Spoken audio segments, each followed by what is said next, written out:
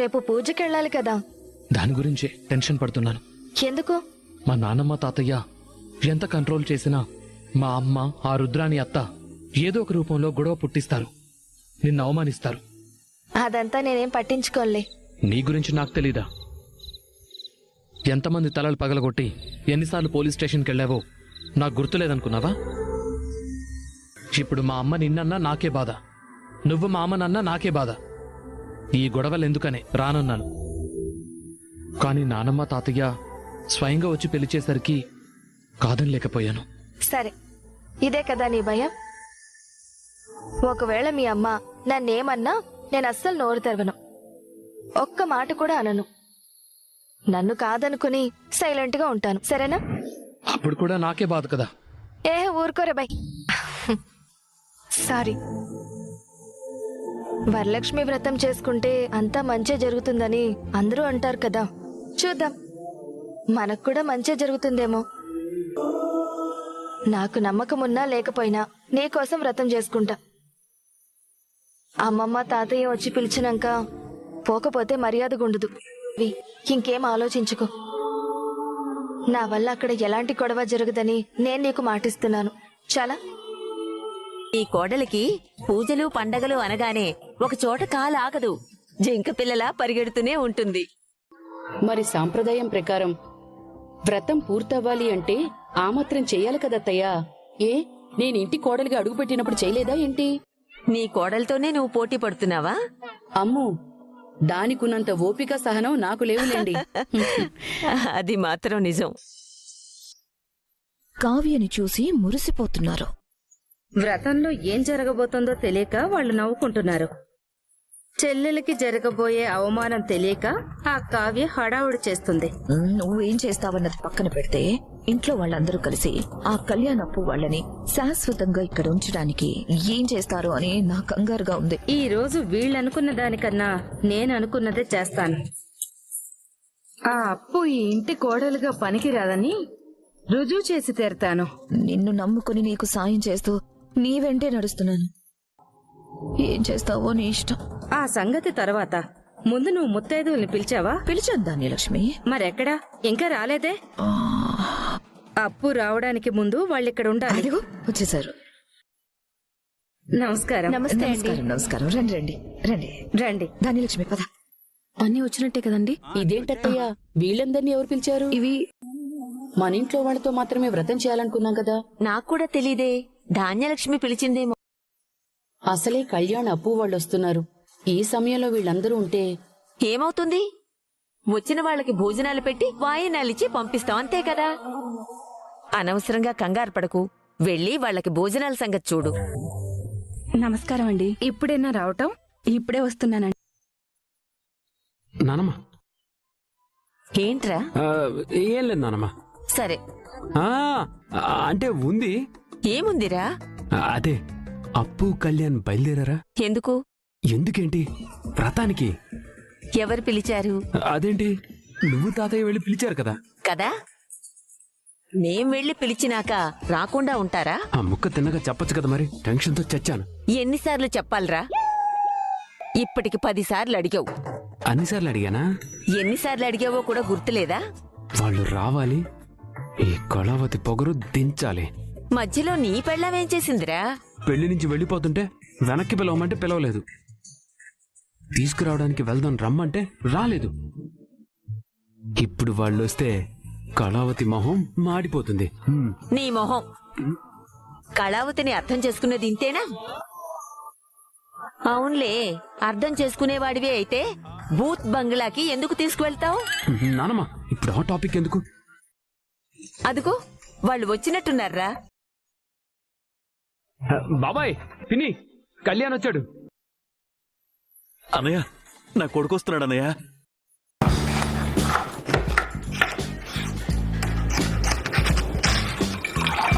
అన్నయ్య, నా కొడుకు వస్తున్నాడు అన్నయ్య. రండి రండి.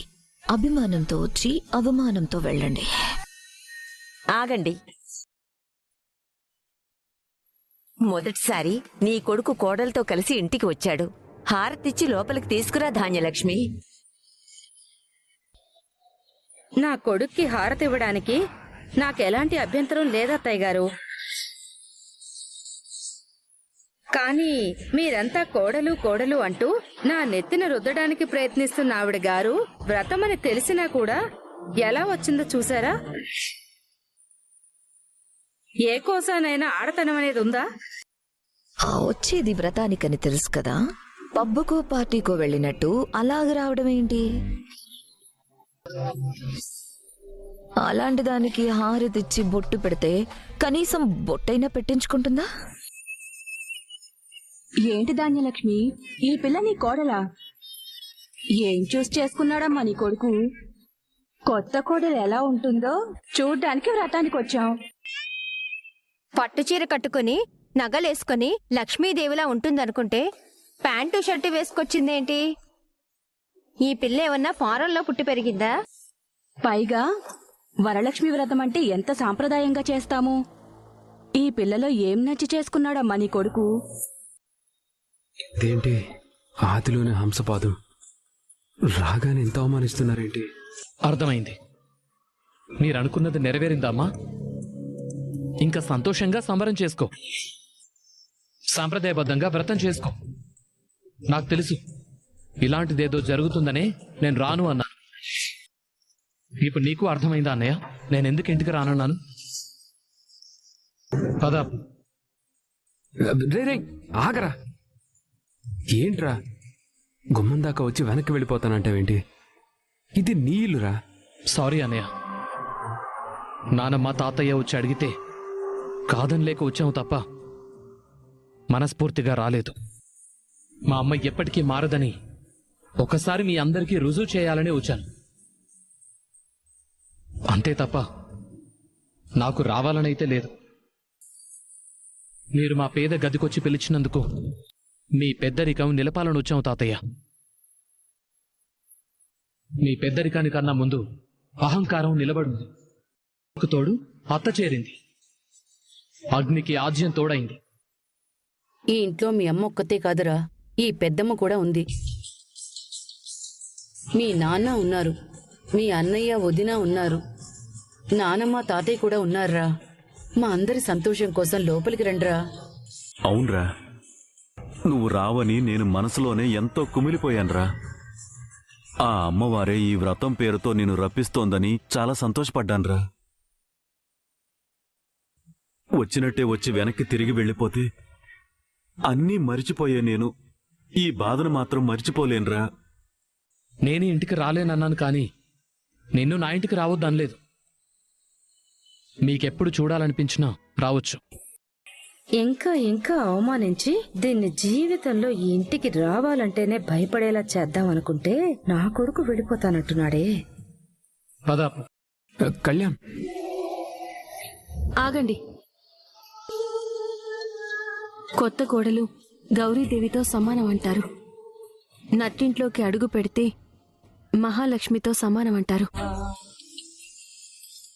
పూజలో కూర్చున్న నవవధువు సరస్వతీదేవితో సమానం అంటారు.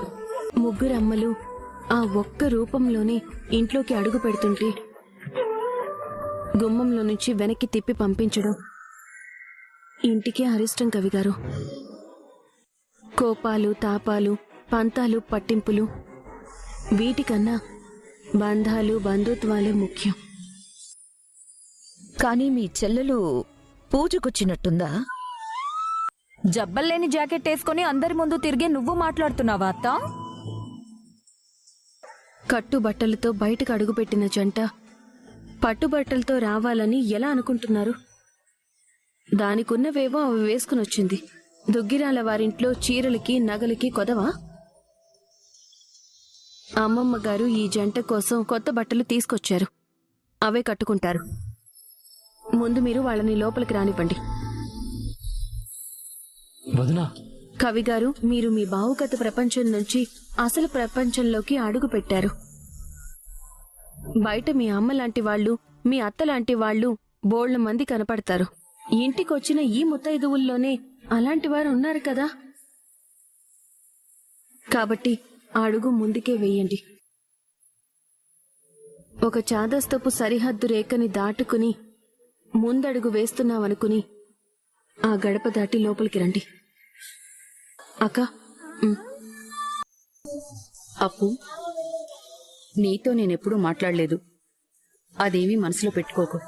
మీ అత్త మాటలు అసలు పట్టించుకోకు. నేను మీ పెద్దత్తను. నాకిప్పుడు మీ అక్కెంతో నువ్వు అంతే. ఇది నీ ఇల్లు. స్వతంత్రంగా ఉండు. కొత్తదానిలా ఫీల్ అవ్వకు, సరేనా? చూసావా, మా తమ్ముడు వచ్చాడు. సంతోషం. ఇందులో మీ గొప్పతనమే ఉంది. అమ్మమ్మ తాతయ్య రమ్మంటే ఇంటికొచ్చారు, నేను రమ్మంటే లోపలికొచ్చారు. ప్రతి దాంట్లోనూ నీకే క్రెడిట్ కావాలా? మీకు ఊరికే ఉత్త పుణ్యానికి క్రెడిట్ కావాలా? సర్లే, ఇప్పుడు వాడు రావడం నాకు హ్యాపీగా ఉంది కాబట్టి నేను క్షమించేస్తున్నాను. పో. అన్నయ్య, హ్మ్. వదిన లోపలికి రమ్మంటేనే నేను వచ్చాను అన్నయ్య. విన్నారా? ఎంతైనా మీరిద్దరు ఒకటేరా. బావా, నాకిప్పుడు చాలా సంతోషంగా ఉంది. నా చిన్న మనవడు భార్యతో పాటు ఇంటికొచ్చాడు. ఇప్పుడు ఇల్లు కళకళలాడుతూ కనిపిస్తోంది. ఈ సంతోషం శాశ్వతంగా ఉంటే ఎంత బాగుంటుంది చిట్టి.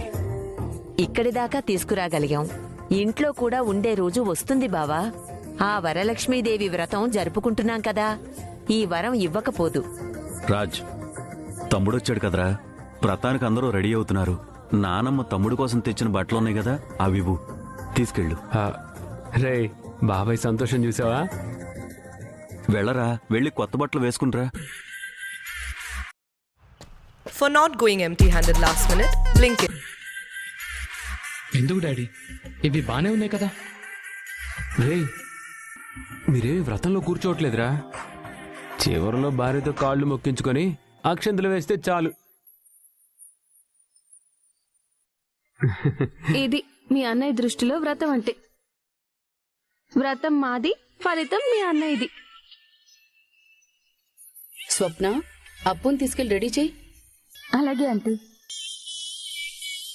గుమ్మంలో కూడా అడుగు పెట్టకుండా చేయాలనుకున్నాను, కానీ కావ్య చాలా తెలివిగా రప్పించింది. ఇంతమంది అప్పుకి సపోర్ట్ ఉన్నారు, జాగ్రత్తగా డీల్ చేయాలి. దాన్ని నేను అడుగడుగున అవమానించి ఇంకోసారి ఈ ఇంటికి రావడానికే భయపడేలా చేయకపోతే నా పేరు ధాన్యలక్ష్మి కాదు. నువ్వెంతకైనా తెగించా. జీవితంలో కళ్యాణప్పులు మళ్ళీ ఇంటికి రాకపోతే చాలు. ఇప్పుడు ఈ చీర కట్టుకోవడం అవసరమా అక్క? కింద మీ అత్త అంత గొడవ చేసిన తర్వాత కూడా ఇంకా నీకు చీర అవసరమా అని అడగాలనిపిస్తుందా? అది కాదక్క. నువ్విప్పుడు కృష్ణమూర్తి కూతురువి కాదే, ఈ దుగ్గిరాల ఇంటి కోడలివి. కొన్ని నచ్చినా నచ్చకపోయినా పద్ధతులు ఫాలో అవ్వాల్సిందే. కరెక్ట్ గా చెప్పావక్క. అప్పు, ఎలా ఉన్నావే? ఎన్ని రోజులు పట్టిందా ఈ మాట అడగడానికి? ఇన్ని రోజులు నేను చూడ్డానికి రాలేదని కోపం వచ్చిందా? నీ పరిస్థితి గుర్తొచ్చి బాధేసింది. అపార్థం చేసుకున్నావేమో అనుకున్నాను. లేదక్క, అర్థం చేసుకున్నాను. అంతేలేవే, ఇందాకటి నుంచి నేనిక్కడే ఉన్నాను, నన్ను మాత్రం పట్టించుకోలేదు. కావ్య రాగానే కౌగిలింతలు, కన్నీళ్లు. ఎంతైనా మీరిద్దరూ ఒక్కటేనే. సర్లే, పెద్దదాన్నైనందుకు మీరెన్ని చేసినా అన్నీ మర్చిపోయి మళ్ళీ కలిసే ఉండాలి కదా. నువ్వు చాలా మారిపోయావక్క. 6 నెలలు సావాసం చేస్తే గుర్రం గాడిదయిందంట. ఈ కావ్య కోడల రూపంలో ఉండడం చూసి నేను కూడా మారిపోయా. అంటే నేను గాడిదనా? నేను గుర్రం అని చెప్తున్నా. సరే సరే, త్వరగా చీర కట్టుకుని రెడీ అవ్వు, వ్రతానికి టైం అవుతుంది. అక్క, నువ్వు దగ్గరుండి చూసుకో. అలాగే. అయ్యయ్యో, కనీసం నీకు జ్యూస్ ఇవ్వడం కూడా తెలీదా? ఇంటికొచ్చిన ముత్తైదువుల్ని ఎలా చూసుకోవాలో తెలీదా? బొత్తిగా అడుగు మనిషిలా ఉన్నావే. అమ్మా, మీ అమ్మ నిన్ను ఊరి మీదకి వదిలేస్తే ఇలాంటి బుద్ధులే వస్తాయి. నేనేం కావాలని చేయలేదంటే. చాలా ఆపు. ఇంటికి పూజకు పిలిస్తే ఇలా నేను అవమానించేది? Hi students,